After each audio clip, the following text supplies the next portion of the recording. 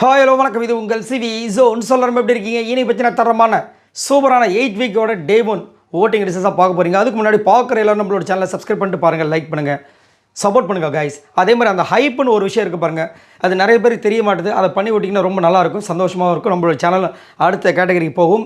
வாங்க அந்த வீடியோக்குள்ளே போகலாம். ஸோ இன்றைக்கி பார்த்தீங்கன்னா கிட்டத்தட்ட 12 பேர் நாமினேஷன்ஸ்குள்ளே வந்திருந்தாங்க.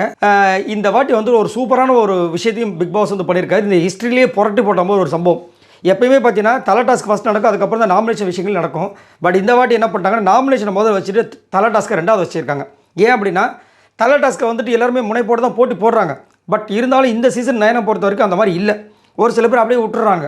இதே இது வந்து அவங்க நாமினேஷன்ஸில் வந்ததுக்கப்புறமா போட்டி போட்டால் உள்ளுக்குள்ளே தக்கு நடக்கும்ல, அந்த ஒரு விஷயம், அந்த ஒரு மூமெண்ட் வேணுன்றதுக்காக இவங்களுக்கு ஒரு சரியான பாடம் கற்பிக்கணும்னு சொல்லிட்டு ஃபஸ்ட்டு வந்து நாமினேஷனை வச்சு அதில் வந்துட்டு எல்லாரும் கிட்டத்தட்ட 12 பேர் வந்துட்டாங்க இந்த வாட்டி. ஸோ அவங்களாம் வந்ததுக்கப்புறமா இப்போ வந்து தலை டாஸ்க்கு வந்துட்டு சொல்லியிருக்காங்க. ஸோ அதன்படி தலை டாஸ்க்கில் ஆல்ரெடி பார்த்தீங்கன்னா 5 பேர் வந்து பார்ட்டிசிபேட் பண்ணுறாங்க. 6 பேர் பண்ணோம். ஆனால் கெமி போன வாரம் நேற்று போனதுனால 5 பேர் தான் இப்போ வந்துட்டு. யார் யாருன்னா பிரஜன், கமருதீன், அப்புறம் சுபிக்ஷா, அதுக்கப்புறம் எஃப்ஜே, இவர் விக்ரம். இப்போ என்னென்னா இந்த ஓட்டிங் அனாலிசிஸில் பார்த்தீங்கன்னா எல்லாருமே வந்துட்டாங்க, சுபிக்ஷா தவிர்த்து. ஸோ அப்போ இந்த வாரம் சுபிக்ஷா தான் கேப்டனா, ஆஹா அப்படின்ற மாதிரி தோணிகிட்ருக்கு. இது எங்கே போய் முடிய போகுது அப்படின்னு தெரியல. சரி, அது மட்டும் இல்லாமல் இன்னொரு விஷயம் என்ன தெரியுமா, நாமினேஷனில் அவங்க வரவே இல்லை. So already nomination free pass மாதிரி தான் அவங்களுடைய இந்த வாரம். ஆனால் நாமினேஷன்லையும் வரல, இங்கேயும் வரல. அப்படின்னும் போது அதே மாதிரி இங்கே வந்துட்டு எல்லாருமே வந்துட்டாங்கன்னும் போது எனக்கு தெரிஞ்சு சுபிக்ஷா தான் இந்த வாரம் கேப்டனாக இருப்பாங்கன்னு நினைக்கிறேன். பார்க்கலாம் அவங்களுடைய கேப்டன்ஷிப் எப்படி போதுட்டு. ஸோ இந்த வாரம் யார் யார் வந்துட்டு மொத்தமாக 12 பேர் வந்திருக்காங்க இந்த நாமினேஷனில் அப்படின்றத முதல் பார்த்துருவோம். ஸோ பிரஜன், திவ்யா, கமருதீன், விஜே, பார்வதி, விக்ரம், அரோரா, அமித், கனி, Sandra, FJ, Ramya, Viana. So இதில் யார் ஃபஸ்ட்டில் இருக்காங்கன்னா ஆக்சுவலாக பார்த்தீங்கன்னா ஒரு மணி நேரத்துக்கு முன்னாடியே 2 மணி நேரத்துக்கு முன்னாடியே ஆரம்பிச்சாச்சு. நான் வந்து சரி போகட்டும், ஓட்ஸ் வரட்டும், உடனே வந்து போட்டால் நல்லா இருக்கான்னு சொல்லிட்டு நான் வெயிட் பண்ணிட்டு இருந்தேன். இப்போ என்ன ஆகிட்டு இருக்குன்னா அதுங்களும் வந்து ஒரு சேஞ்சை கொடுத்து ஃபஸ்ட்டு வந்து விஜே பார்வதி தான் ஃபஸ்ட்டில் இருந்தாங்க. அதுங்களும் பார்த்தீங்கன்னா இப்போ விக்ரம் வந்து ஃபஸ்ட்டில் இருக்கார். விஜே பார்வதிக்கு அவருக்கு கிட்டத்தட்ட 1500 ஓட்டு டிஃபரன்ஸ் இருக்குது. எப்படி ஸோ கொஞ்ச நாளாக பார்த்தீங்கன்னா இதில் வந்து நிறைய குளறுபடிகள் இப்போ இல்லை. ஒரு போன வருஷம் முந்தின வருஷம் அந்த மாதிரி திடீர்னு நடந்துச்சு. போன வாரம் வந்து கெமி லாஸ்ட் அந்த டபால்னு மேலே வந்தாங்க. ஸோ இந்த மாதிரி நிறைய விஷயங்கள் நடக்குது. ஸோ அதை வந்துட்டு போக தெரியுது, எதுக்காக நடக்குதுன்னு தெரியல. உங்களோட கருத்துக்களை சொல்லுங்களேன். ஸோ ஃபர்ஸ்ட் பிளேஸில் யார் இருக்கா அப்படி பார்த்தீங்கன்னா விக்ரம் இருக்கார். இவர் எவ்வளோ ஓட்ஸ் வாங்கியிருக்கார் அப்படி பார்த்தீங்கன்னா 5381 ஓட்ஸ் வாங்கியிருக்காரு. ஓட்டிங் பர்சன்டேஜ் பார்த்தீங்கன்னா 16.26. ஸோ விக்ரம் தான் இந்த வாரம் வந்துட்டு டாமினேட் பண்ணுவாரோ அப்படின்னா தோணுது. ஏன்னா ஃபஸ்ட்டு யார் வந்து அந்த இடத்த பிடிக்கிறாங்களோ அவங்க கண்டிப்பாக எல்லா வாரமும் வந்து அவங்க தான் வந்து வந்திருக்காங்க. Sometimes there is a change வரதுக்கு வாய்ப்புகள் இருக்குது. அது மட்டும் இல்லாமல் இன்றைக்கி தலை டாஸ்கில் வந்துட்டு இவர் பண்ண விஷயத்தால் பிக் பாஸே வந்துட்டு போதும் நீங்கள் பண்ணது பூராவே போதுன்ற மாதிரி அளவுக்கு வந்து நிறுத்தி விட்டாப்புல. இப்போ வந்துட்டு அதாவது ஹையஸ்ட் டைம் அந்த தலை டாஸ்க்கு பெஞ்ச் மார்க் செட் பண்ணது பார்த்தீங்கன்னா 21 நிமிஷம் நினைக்கிறேன். 21 நிமிஷமோ 24 நிமிஷமோ சம்திங்கு. ஸோ அதுதான் வந்து இப்போ வந்து பெஞ்ச் மார்க்காக செட் பண்ணியிருக்காங்க. ஸோ விக்ரம் தான் அவரால் முடிஞ்ச வரைக்கும் ட்ரை பண்ணாப்புல. அதே மாதிரி காலையிலே ஒரு சம்பவம் பண்ணார், ரொம்ப மட்டமான ஒரு சம்பவம்.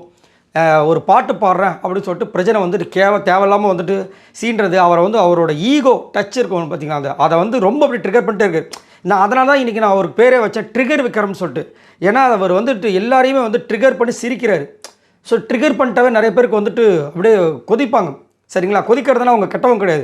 ட்ரிகர் பண்ணிட்டு இவர் சிரிக்கிறா, இவர் நல்லவரும் கிடையாதுன்றதான் நம்மளோட கருத்து. உங்களோட கருத்து சொல்லுங்கள். 2வது பிளேஸ் பார்த்தீங்கன்னா விஜே பார்வதி இருக்காங்க. இவங்க எவ்வளோ ஓட்ஸ் வாங்கியிருக்காங்க அப்படி பார்த்தீங்கன்னா 4692 ஓட்ஸ் வாங்கியிருக்காங்க. ஓட்டிங் பர்சன்டேஜ் பார்த்தீங்கன்னா 14.18. ஸோ விஜே பார்வதி கிட்ட ஒரு ஸ்பெஷல் பார்த்தீங்கன்னா எல்லா வாரமும் நாமினேஷன்ஸ் வந்துட்டே இருக்காங்க. ஒரு வாரம் மிஸ் ஆச்சுன்னு நினைக்கிறேன். எல்லாத்துலேயுமே வந்துட்டு மினிமம் 3வது பிளேஸ், 2nd பிளேஸ் தான். இது உண்மையிலேயே பெரிய ஒரு வெற்றியாக தான் நான் பார்க்குறேன். அது மட்டும் இல்லாமல் இப்போ ஒரு எமோஷனல் சப்போர்ட்டும் வந்துருச்சு. யாருன்னா கமருதீன். ஏன்னா நைட்டு வந்துட்டு ரொம்ப மன உளைச்சல் இருந்தாங்க. ஏன்னா வாரம் பார்த்தீங்கன்னா விஜய பார்வதியை போட்டு கலாய்க்கிறதே வேலையாக வச்சிருக்காரு விஜய் சேதுபதி. சரி, கலாய்ங்க தப்பு கிடையாது. யார் தப்பு போடாலும் தட்டி கேட்குறது தானே விஜய் சேதுபதியோட வழக்கம். கேட்டாகணும். ஆனால் தப்பு செய்யாத போதும் கேட்குறீங்களா, அதுதான் கொடுமையாக இருக்குது.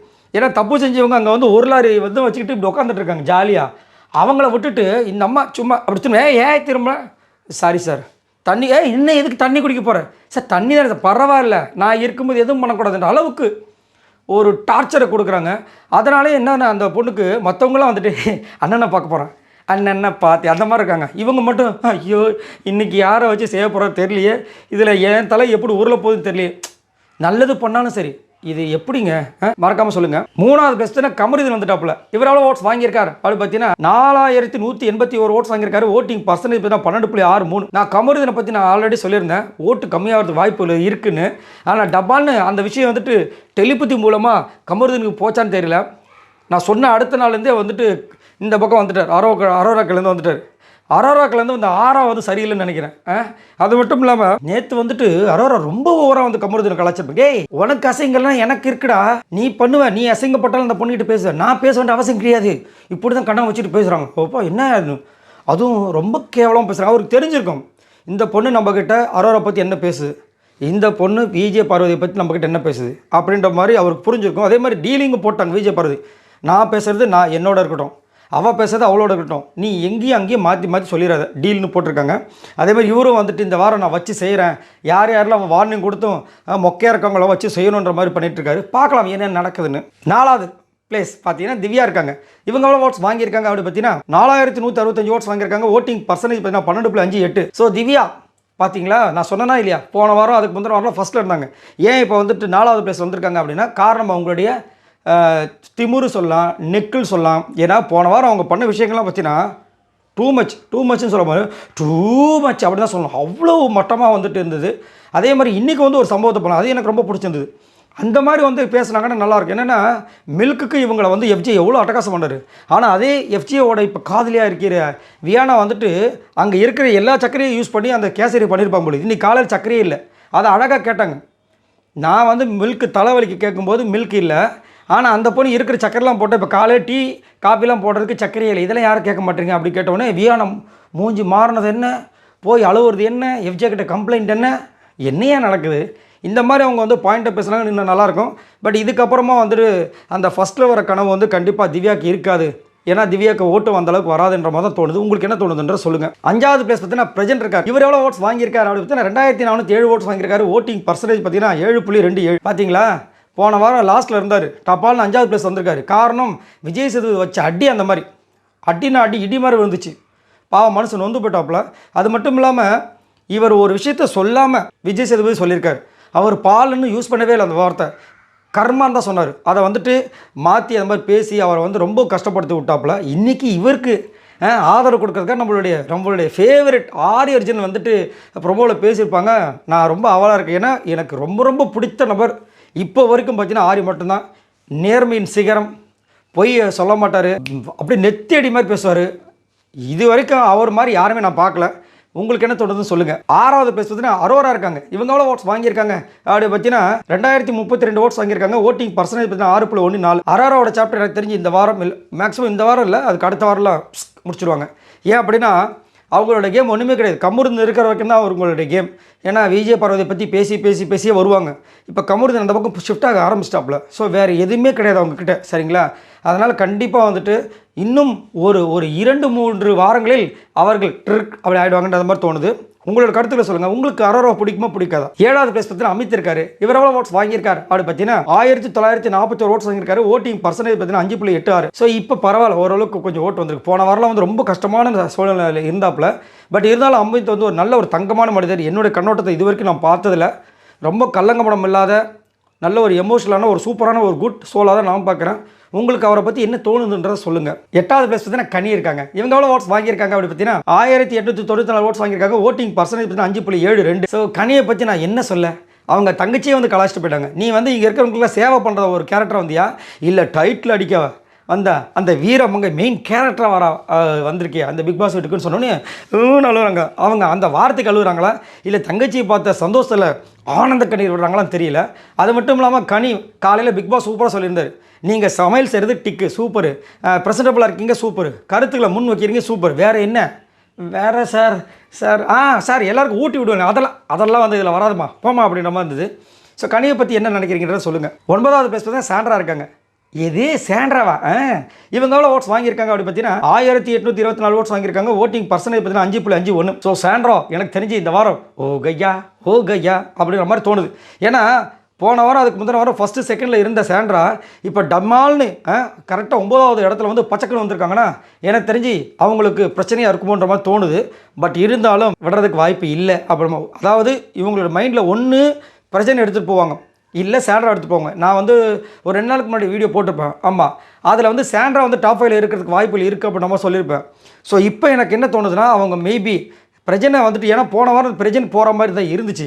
இப்போ பிரஜனை தூக்கி மேலே உட்கார வச்சுருக்காங்கன்னா, பிரஜனை வச்சுட்டு சாண்ட்ரா அனுப்புறதுக்கு பிளான் போட்டிருப்பாங்களான்றது தெரியல. பட் இருந்தாலும் சாண்ட்ரா ரொம்ப ட்ரபுளில் தான் இருக்காங்க. 10வது பிளேஸ் பார்த்தீங்கன்னா எஃப்ஜே இருக்காரு. இவர் எவ்வளோ ஓட்ஸ் வாங்கியிருக்காரு அப்படி பார்த்தீங்கன்னா 1672 ஓட்ஸ் வாங்கியிருக்காரு. ஓட்டிங் பர்சன்டேஜ் பார்த்தீங்கன்னா 5.05. எஃப்ஜே பற்றி நான் கண்டிப்பாக சொல்லி ஆகணும். ஒரே ஒரு விஷயம் சொல்லி ஆகணும். நிறைய பேர் கீழே கமெண்ட்ஸில் வந்து டைட்டில் வினர் வந்து எஃப்ஜே சொல்கிறாங்க. இந்த டாப் 5ல என்ன நினச்சிட்டு நீங்கள் பேசிட்டு இருக்கீங்க? இப்போ இந்த ஒரு வாரம் வந்து தலையாக இருந்ததுனால அவர் கொஞ்சம் சைலண்ட்டாக இருக்கார். இல்லைனா அவர் பண்ணுற ஆட்டங்கள்லாம் உங்களுக்கு தெரியாதா? நல்ல திறமையான ஆள் தான், இல்லைன்னு சொல்லலை. ஆனால் வாய் துடுக்க அதிகம், நான் தான் அப்படின்ற மாதிரிலாம் இருக்குது. இதில் வேறு வந்துட்டு சபரி வந்துட்டு ஒரு ஜாக்கெட் அவர் கொடுக்குறன்றாரு, இவர் வேணான்ட்டார். அவ்வளோதான். இன்னும் என்னை பார்த்தா மஞ்சக்கை அக்கில் வச்ச மாக்கமாக இருக்கா? என் லவர் இவங்க இங்கே இருக்கவங்க சொல்ல, ஆதிரியை சொல்லலை, வியானா அவங்களெலாம் சொல்ல, முன்னாடி யாரும் இருந்துருக்கு கேர்ள் ஃப்ரெண்ட் அவங்களுக்காக 34,000 ஏதோ ஒன்று சம்திங் பேகு ஏடா சம்பளமே 20,000 15,000 தான் அப்படின்ற மாதிரி இருந்துச்சு. 34,000 பேகு கண்ணாடி 28,000 அமைச்சிருக்காரு. சூப்பரில். அது அவங்களோட பர்சனல், உங்களுக்கு எதுக்குன்னு கேட்குறீங்களா?